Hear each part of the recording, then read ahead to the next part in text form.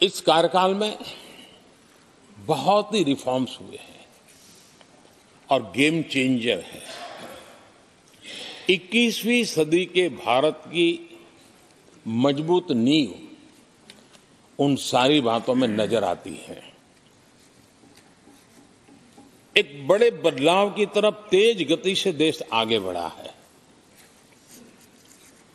और इसमें भी सदन के सभी साथियों ने बहुत ही उत्तम मार्गदर्शन किया है, अपनी हिस्सेदारी जताई है और देश,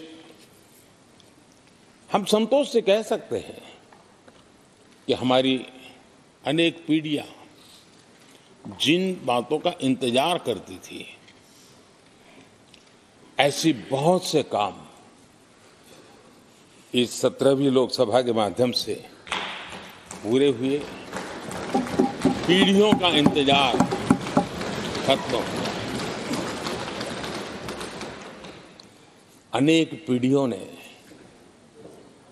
एक संविधान, इसके लिए सपना देखा था, लेकिन हर पल उस संविधान में एक दरार दिखाई देती थी, एक खाई नजर आती थी, एक रुकावट चुभती थी।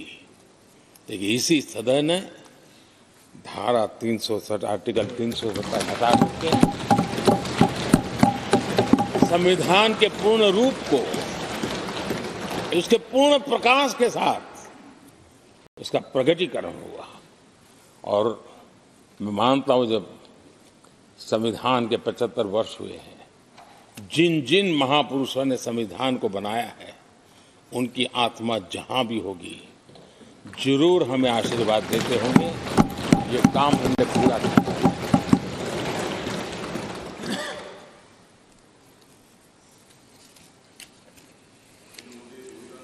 कश्मीर के भी, जम्मू कश्मीर के लोगों को सामाजिक न्याय से वंचित रखा गया था।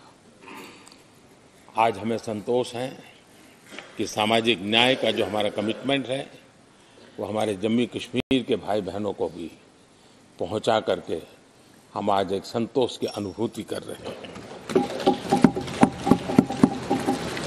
आदरणीय अध्यक्ष जी, आतंकवाद नासूर बनके देश के सीने पर गोलियां चलाता रहता था। मां भारती की धरा आए दिन रक्त रंजित हो जाती थी। देश के अनेक वीर होनहार लोग आतंकवाद के कारण बलि चढ़ जाते थे। हमने आतंकवाद के विरुद्ध सख्त कानून बनाए, इसी सदन ने बनाए। मुझे पक्का विश्वास है कि उसके कारण जो लोग ऐसी समस्याओं का लिए जूझते हैं, उनको एक बल मिला है, मानसिक रूप के उनका कॉन्फिडेंस बढ़ा है और भारत को पूर्ण रूप से आतंकवाद से मुक्ति का उसमें एक एहसास हो रहा है और वो सपना भी सिद्ध होके रहेगा।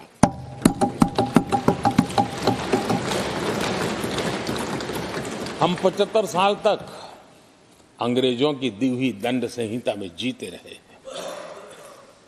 हम गर्व से कहेंगे देश को, नई पीढ़ी को कहेंगे, आप अपने पोते पोती को कह सकेंगे गर्व से कि देश 75 साल भले दंड संहिता में जिया, लेकिन अब आने वाली पीढ़ी न्याय संहिता में जिएगी।